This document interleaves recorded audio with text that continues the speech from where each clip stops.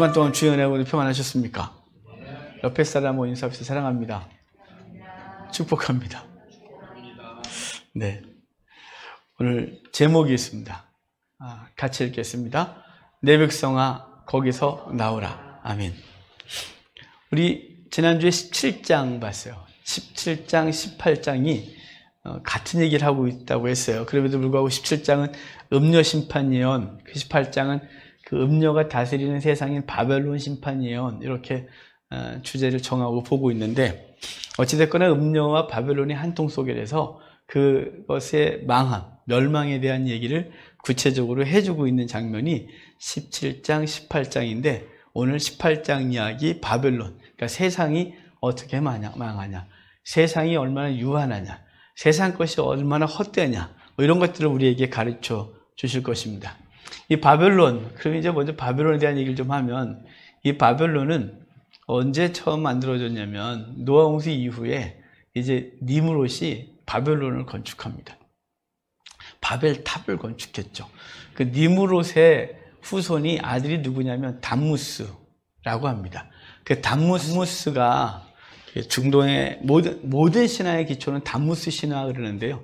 이 니므롯의 아들이 니므롯과 세미라미스가 결혼해서 담무스라는 아들을 낳아요. 그 담무스가 이 지중해 쪽으로 하면 바알이 되고요. 지중해로 가면 제우스가 됩니다. 그리고 흩어지면서 주신의 역할을 하는 게 담무스인데, 그 담무스의 또 다른 이름이 이 바벨, 담무스가 세운 성이거든요. 또 안에 있는 성을 벨, 느보 이렇게 표현하기도 하는데, 하여간 이 노아 홍수 이후에 하나님을 대적하여 세워진 성이 바벨탑이었고, 그 후손들이 바벨론을 세우기 시작합니다. 그러니까 하나님을 대항했던 세력으로 구약이 등장하는 것이죠. 애굽에서 이스라엘 백성들이 건짐받고 그리고 가나안 땅에 살다가 하나님 앞에 불순종하여 바벨론에 망하고 포로로 끌려가서 그곳에서 고통을 당했던 그 백성들의 삶, 거기서 건져내신 것을 이야기를 통해서 지금 바벨론에 대한 얘기를 계속해서 비유적으로 말하고 있는 것이에요. 그러니까 바벨론은 1차적으로는 당시 세계는 로마가 바벨론이고, 그리고 로마가 다스린 모든 세상, 그 이후에 이 땅의 세상을, 사단이 다스리는 모든 세상을 바벨론이다, 이렇게 말하고 있는 것입니다. 이사야는 그 바벨론을 강포한 곳이다 라고 말했고, 에스겔은 피 흘린 성읍이다 라고, 피로 건축한 성읍이다 라고 말해서 바벨론은 강포가 있고 피를 흘려서 세운 성읍, 누군가를 짓밟아서 세우는 성읍을 바벨론이다, 이렇게 구약에서 말하고 있는 거예요. 사실은 성도들도 하나님의 백성들이 세워야 될 시온성, 거룩한 예루살렘, 하나님의 나라를 세워야 되는데, 우리도 세상에 살면서 똑같이 바벨탑을 쌓는 경향이 있어요. 바벨탑은 사실은 누군가를 짓밟고 피를 흘리고 아프게 하고 세운 성읍이에요. 그것은 반드시 무너진다라고 하는 것이 구약의 하나님의 말씀을 통하여 하박국, 미가 등등을 통해서 반드시 무너질 것에 대해서 말씀하셨었습니다. 오늘 그 바벨론의 무너짐에 대한 얘기를 오늘 해주고 있습니다. 자, 우리 1절, 2절 한번 읽겠습니다. 1절을 같이 읽겠습니다. 이일 후에 다른 천사가 하늘에서 내려오는 것을 보니 큰 권세를 가졌는데 그의 영광으로 땅이 환하여지더라. 힘찬 음성으로 외쳐 이르되 무너졌도다 무너졌도다. 큰 성 바벨론이요, 귀신의 초소와 각종 더러운 영이 모이는 곳과 각종 더러운 가증한 새들이 모이는 곳이 되었더라. 아멘. 거기 다른 천사가 내려와서 큰 권세를 가졌는데 그가 외치기 시작했어요. 뭐라냐면 힘찬 음성으로 외치되 무너졌도다 무너졌도다 큰 성 바벨론이요 라고 말해요. 그러니까 무너졌도다 무너졌도다 이렇게 말하죠. 두 번 반복해요. 이게 헬라어로 에페센 그러는데 과거형이에요. 그러니까 무너질 거야 무너질 거야가 아니에요. 우리 번역 잘했죠. 무너졌도다 무너졌도다요.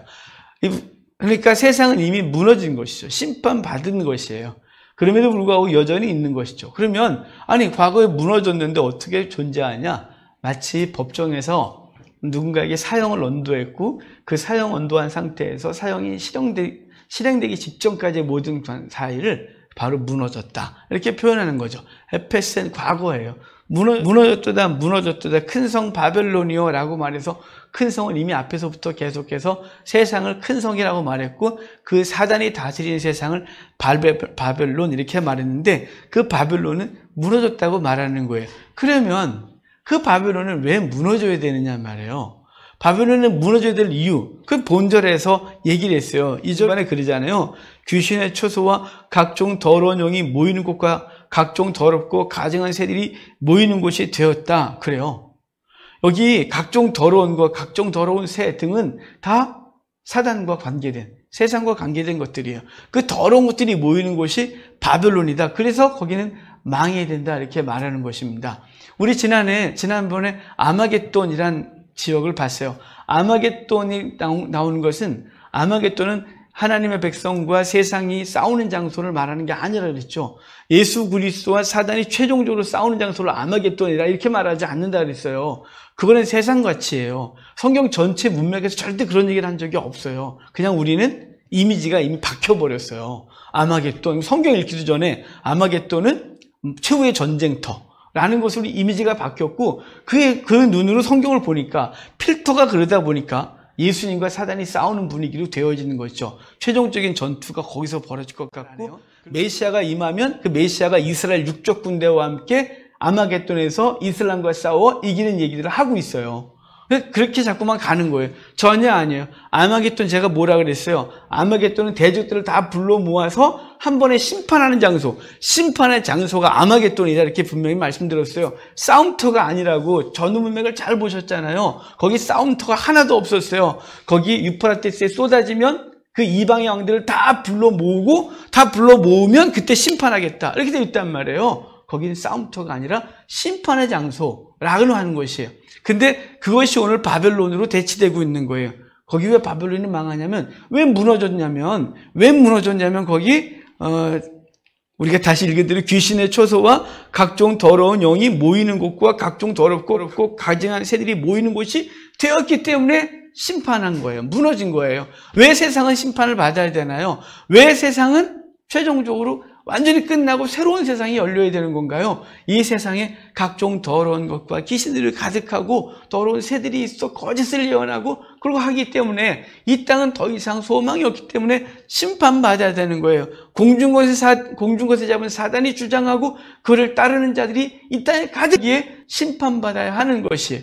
그러니까 이미 아마겟돈을 얘기했던 것처럼 바벨론도 그 심판의 대상이 되고 있음을 말씀해 주고 있는 것입니다.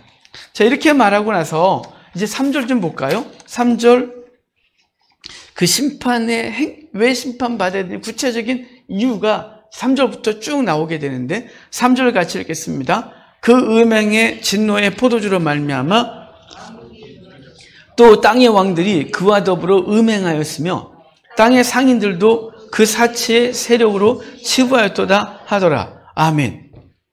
거기 이제 이 심판을 받는 이유에 대해서 3절부터 해서 오늘 전체 18장에서 네 가지 주제로 나눠져요. 첫 번째가 뭐냐면 그 음행의 진노의 포도주로 말미암아 만국이 무너졌다 그래요. 음행의 진노의 포도주로 말미암아 만국이 무너졌다 그러는데 이 무너졌다고 번역을 왜 무너졌다고 했는지 몰라요. 아까 우리 2절에서 봤던 무너졌다는 에페센이라는 헬라어라 그랬잖아요. 근데 여기 3절에 나온 무너졌다는 전혀 다른 단어예요. 피노라는 단어인데 이 단어는 무너졌다고 번역하면 의역을 해서 무너졌다고 하면 되겠지만 이건 그냥 마셨다는 뜻이에요. 마신다는 뜻이에요. 그러니까 전혀 다른 단어인데 우리는 번역을 똑같이 해놔서 그냥 느낌이 그냥 같은 것처럼 느꼈죠. 전혀 다른 단어예요. 그런데 그 음행의 진노의 포도주로 말미암아 만국이 마셨다 이렇게 말하는 거예요. 직역을 하면. 그러니까 음행의 포도주, 음녀가 음행의 포도주를 줬어요. 금잔에다 음행의 포도주를 담아서 줬고 그것을 사람들이 받아 마심으로 사단이 주는 가치, 사단이 주는 그 음행을 하게 된 거죠. 세상과 짝하고 우상 숭배하고 당시 로마 황제에게 무릎을 꿇었죠. 왜냐하면 우리 13장에서 바다에서 올라온 짐승이 세상 정권, 세상 권세고 그리고 중간에 나온 짐승이 땅에서 올라온 짐승인데 거짓 선자가 세상신 섬기라고, 권력을 섬기라고, 우상 숭배하라고, 그거 섬겨야 육육쇼 받아야 생활할 수 있다고 해서 그 앞에 무릎 꿇게 하여 성도들로 음행하게 하고 세상 사람들로 음행하게 했단 말이에요. 그래서 말하는 거예요. 음행의 진노의 포도주를 마시게 했다고.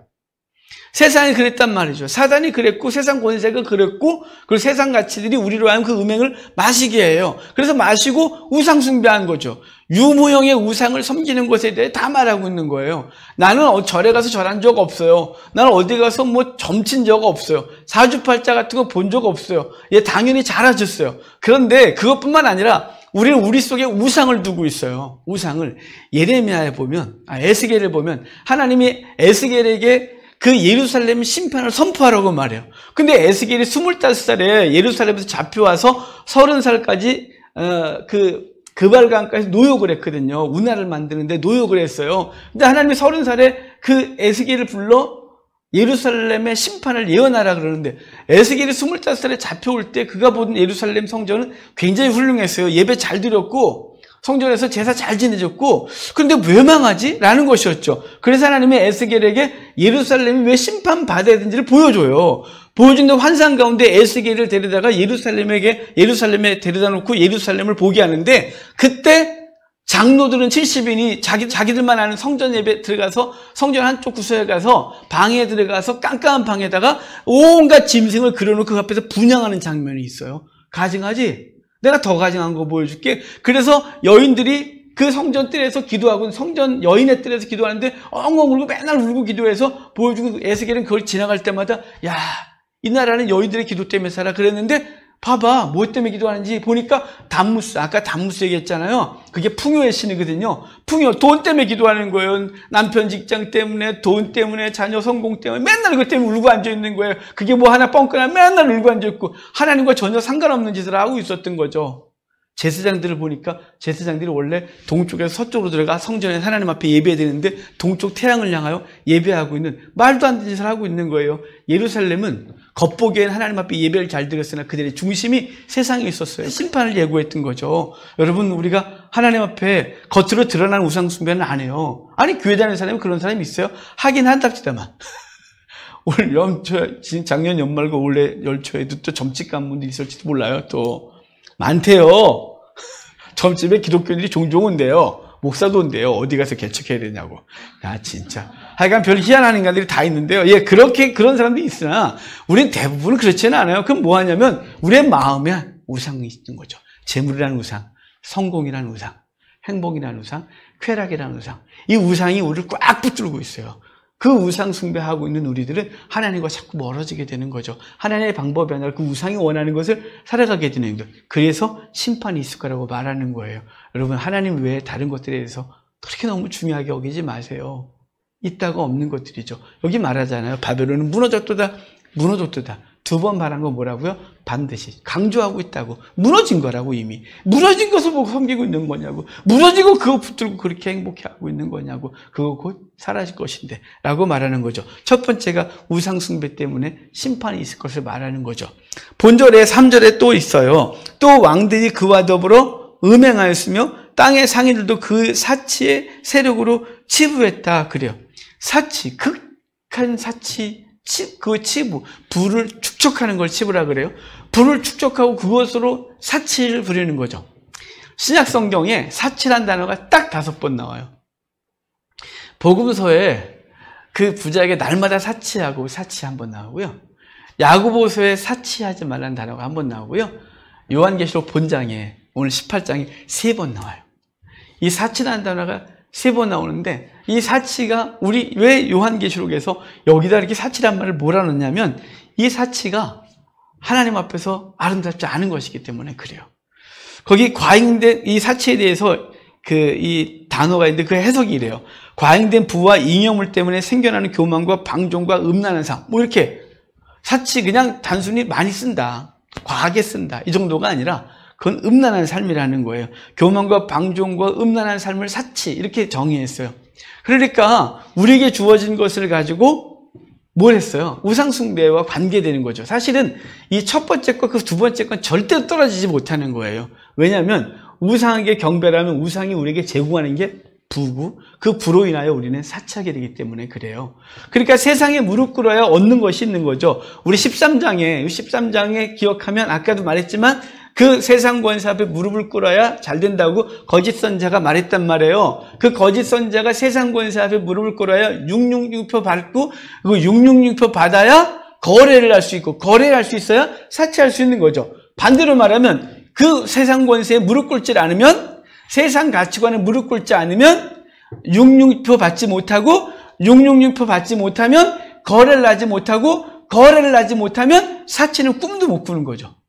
그러니까 우상 숭배와 사치는 함께 가고 있는 거예요. 세상 앞에 무릎을 꿇는 건 무엇을 얻는가요? 그 세상에 무릎 꿇는 세상이 우리에게 뭘 준다고 약속을 하나요? 풀을 주겠다고 약속하는 거예요. 우상 앞에 무릎 꿇는 이유는 뭐냐면 우상이 주는 평안과 우상이 주는 부에 무릎을 꿇는 것이죠. 하나님보다 그것이 힘이 있다고 믿기 때문에 무릎을 꿇는 거예요.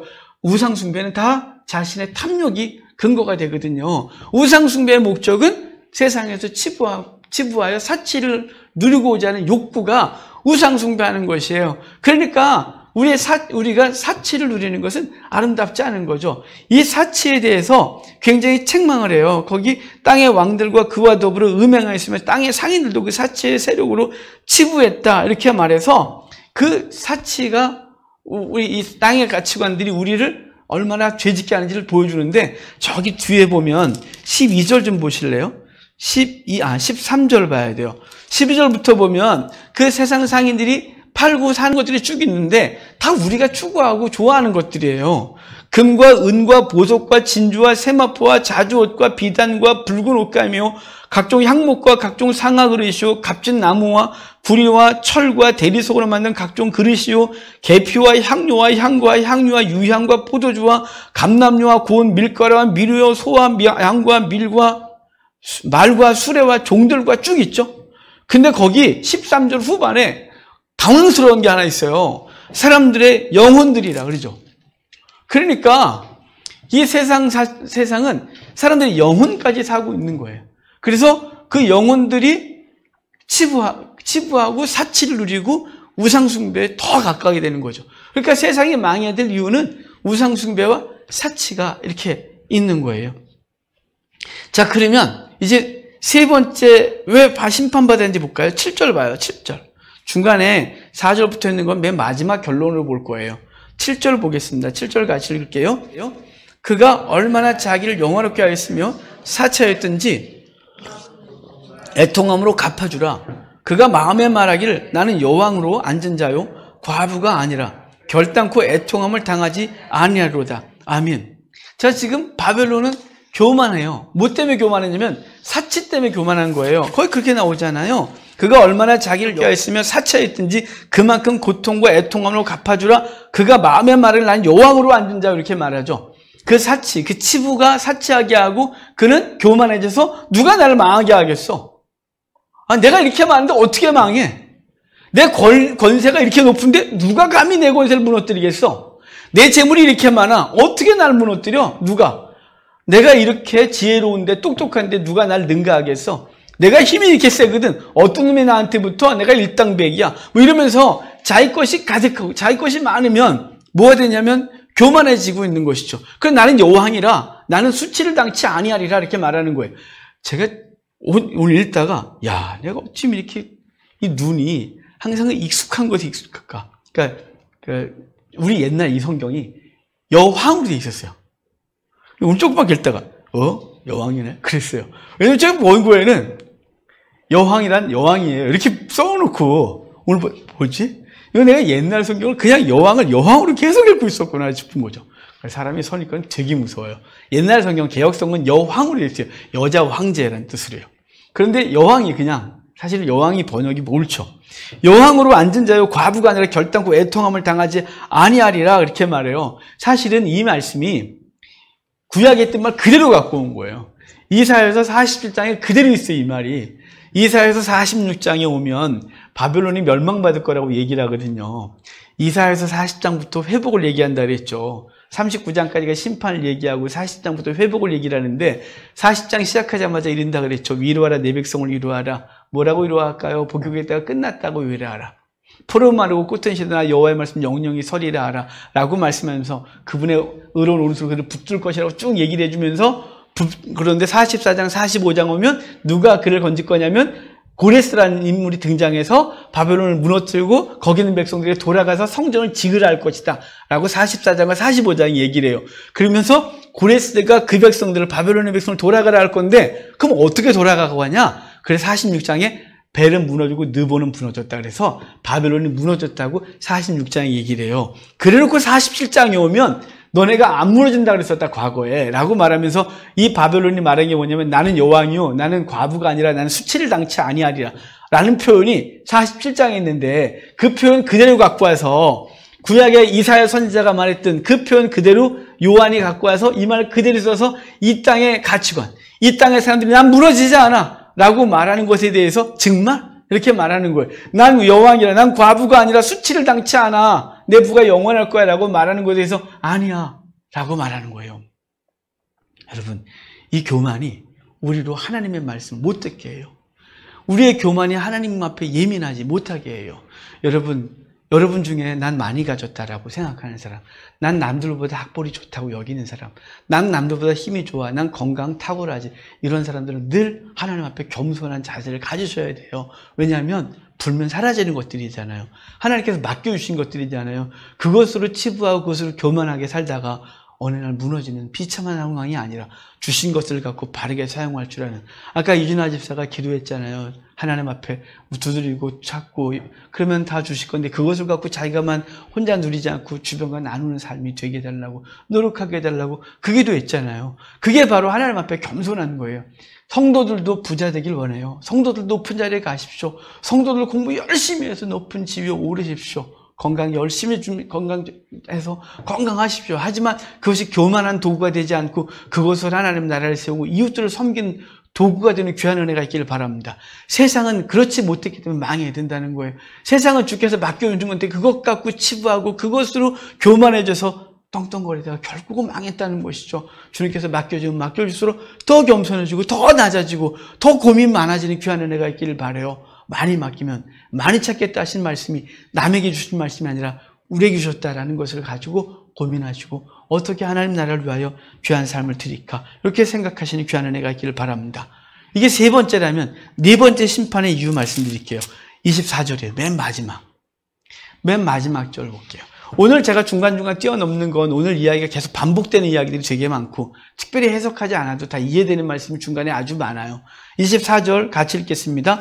선지자들과 성도들과 및 땅 위에서 죽임을 당한 모든 자의 피가 그 성 중에서 발견되었느니라. 아멘. 자, 지금 우상숭배, 사치, 교만이었다면 이제 네 번째 뭐냐면 성 중에서 성도의 피가 발견되었기 때문인 거예요. 그 성이 왜 심판받아야 되냐? 그 바벨론은 성도를 대항했고 성도를 피 흘리게 했고 성도에게 고통을 줬기 때문에 그 고통에 대해서 내가 응답하는 것이다 이렇게 말하는 거죠. 그러면 언제 그 백성들이 부르짖었냐면 우리 6장에 거기 5번째에 떨어지면 성도들이 거기 밑에서 하나님 앞에 울부짖었잖아요. 어느 때까지입니까? 어느 때까지입니까? 어느 때까지 이 성도들이 이렇게 피를 흘려야 됩니까? 라고 외쳤단 말이에요. 그 외침에 대해서 하나님의 응답과 그 결과가 여기 말씀하고 있는 거예요. 성도들의 피가 그 성에서 발견되었기 때문에 망하는 것이라고 말씀해 주고 있는 것이죠. 이 표현은 16장 6절에도 있었어요. 16장 6절에 동일하게 왜 16장이 7개의 대접이 쏟아지는 장면에서 왜 세상에 대접이 쏟아지고 7 심판이 쏟아지냐면 그 세상에선 성도들이 피를 흘렸기 때문이다. 이렇게 말씀하고 있는 거예요. 여러분, 성도들의 눈물과 한숨을 주님은 잊지 않으심을 기억하시기 바랍니다. 반드시 기억하십니다. 성도들의 신원을 들어주십니다. 성도들의 피 흘림을 잊지 않으시고 그것에 대한 정당한 결과를 주십니다. 그것이 뭐냐면 세상은 심판을 받고 하나님의 나라는 서는 것이에요. 비록 최종적으로 하나님께서 이 땅을 완전히 멸하시고 그리고 새로운 나라를 하나님의 나라를 세우십니다. 그런데 성도들의 피값은 절대로 땅에 떨어지지 않았다는 사실 우리가 증거예요. 우리나라에 선교사들이 오셨고 그리고 믿음의 선진들이 믿음 지키기 위해서 엄청난 피를 흘렸어요. 아주 많은 피를 흘렸어요. 그리고 그것에 대해서 사단은 무릎을 꿇고 교회가 섰어요. 근데 교회가 피 흘리는 걸 그만두는 순간 교회는 힘을 잃었어요. 교회가 세상 것을 치부하는 순간 교회는 세상에 밟히기 시작했고 능력 없는 존재가 됐어요. 여러분, 우리가 하나님 앞에서 그 주를 위하여 흘리는 피를 끊임없이 흘리는 귀한 은혜가 있기를 바랍니다. 그런데 이 세상이 심판을 당하는데 이게 서서히가 아니고 순식간에 망할 거래요. 자, 8절로 다시 돌아갈까요? 8절 같이 읽겠습니다. 그러므로 하루 동안에 그 재앙들이 이르리니 곧 사망과 애통함과 흉년이라. 그가 또한 불에 살라지리니 그를 심판하시는 주 하나님은 강하신 자이심이라. 아멘. 자, 지금 8절에 보면 그 흉년과 사망과 애통함과 흉년 또 불에 살라지는 이 심판이 있을 것인데, 근데 거기 보면 하루 동안에 이런 표현이 있어요. 하루 동안에 망할 거라고. 근데 10절에 보면 1시간에, 또 17절에도 1시간에, 19절에도 1시간에, 하루 동안에 1시간에 이런 표현이 반복되어져요. 이건 아주 순식간에, 정말 어느 순간에 갑자기 하나님의 심판이 있을 것에 대한 얘기를 해주고 있는 거예요. 준비할 시간이 없는 거죠. 그래서 도적같이 임하겠다고 말씀하셨어요. 주님이 오시네? 그럼 준비할 시간? 아니요. 그거 없어요. 그냥 곧 망하겠다고 말씀하고 있는 거예요. 에스겔 선지서를 보면 하나님께서 예루살렘을 심판하러 가시는데 그때 바벨론을 통해서 심판을 보내요. 심판의 칼을. 그런데 그 예루살렘이 얼마나 간사했냐면 무슨 딴짓하다가 바벨론에 오면 잘못했다고 손들어요. 그러니까 하나님은 더 이상 이것들이 계속해서 하나님을 농락하고, 그리고 심판이 멀어지면 곧바로 죄짓고, 그래서 하나님은 예루살렘을 준비할 기회도 안 주고 심판하겠다는 얘기를 할 때 그때 점점 얘기를 해요. 바벨론이 쭉 내려오다가 다메섹에서 점을 쳐요. 예루살렘을 먼저 칠까? 지금 요르단 라빠, 그 암몬이에요. 그 라빠에 가서 라빠를 먼저 칠까? 이렇게 점을 치는데 예루살렘을 먼저 치라고 점괘가 나왔어요. 왜냐하면 예루살렘이 회개할 기회를 주지 않겠대요. 라빠를 먼저 치면 이것들이 또 바벨론이 왔네? 잘못했어요. 그럼 또 잘못했는데 펼 수도 없고 그래갖고 못하니까 아예 그럴 기회도 주지 않고 망하게 하겠다는 거예요. 여기 본문에 하루아침에 1시간에 라고 바벨론을 향하여 말한 것은 이 세상은 서서히가 아니라 어느 날 갑자기 하나님이 심판 가운데 망할 것에 대한 얘기를 해주고 있는 것입니다. 장가가고 시집가다가 평안하다 하는 날 일순간에 하나님의 심판이 임할 것이, 그건 우주적 종말에 대한 얘기를 하는 거죠. 우리 개인적 종말도 어느 날 갑자기 임하는 것이에요. 그래서 하나님 앞에서 우리가 갈 준비 날마다 하고 살아야 한다 그랬잖아요.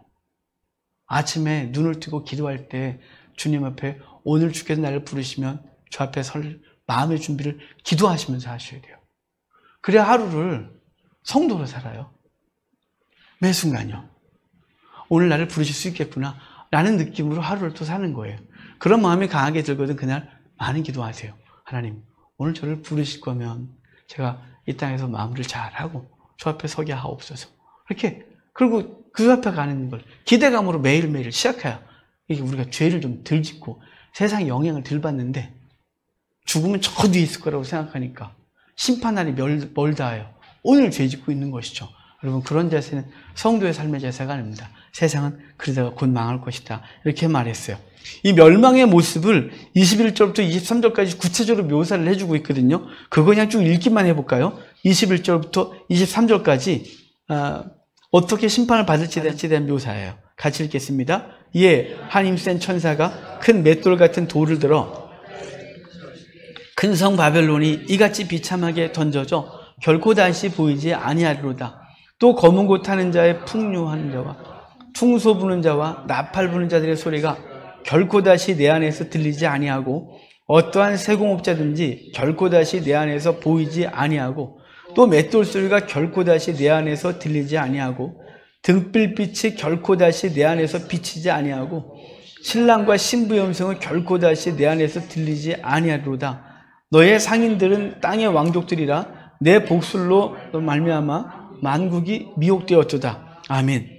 큰 맷돌 같은 것이 바벨론에 쏟아져 갖고 심판을 받게 될 건데요.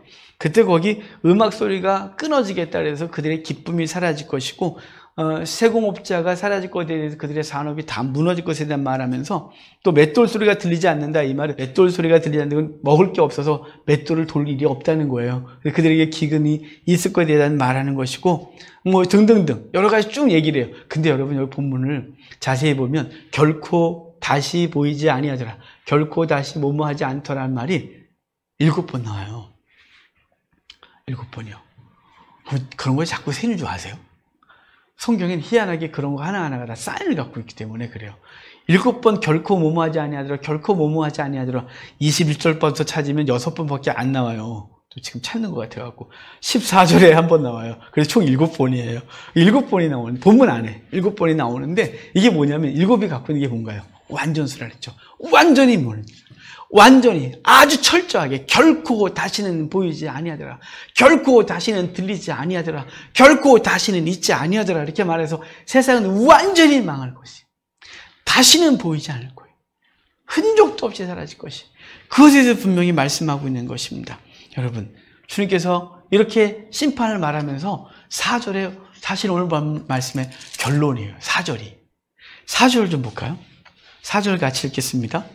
또 내가 들으니 하늘로부터 다른 음성이 나서 이르되 내 백성아 거기서 나와 그의 죄에 참여하지 말고 그가 받는 재앙들을 받지 말라.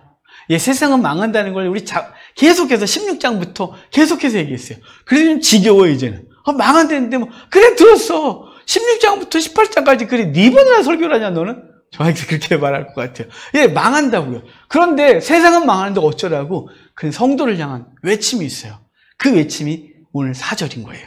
그게 내가 들으니 하늘로부터 다른 음성이 나서 이르되 내 백성아 거기서 나와 그의 죄에 참여하지 말고 그가 받을 재앙들을 받지 마라 이렇게 말해요. 내 백성아 거기서 나와라 이렇게 말하는 거예요. 거기가 어디예요? 바벨론에서요.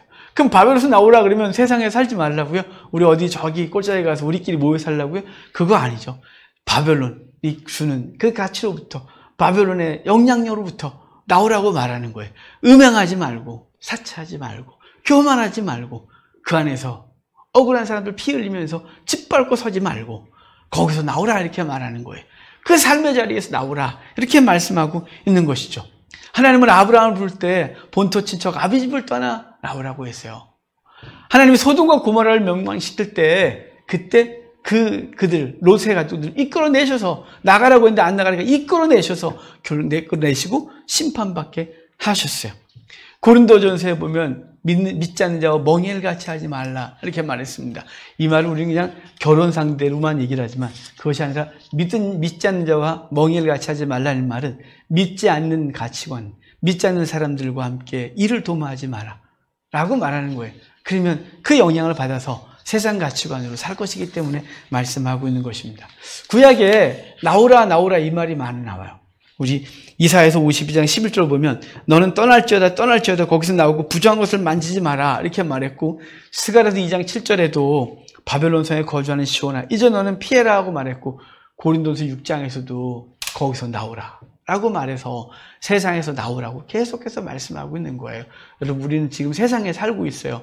세상에 살고 있지만 세상에서 나온 존재 되어야 되죠. 교회가 뭐예요? 에클레시아 그랬잖아요.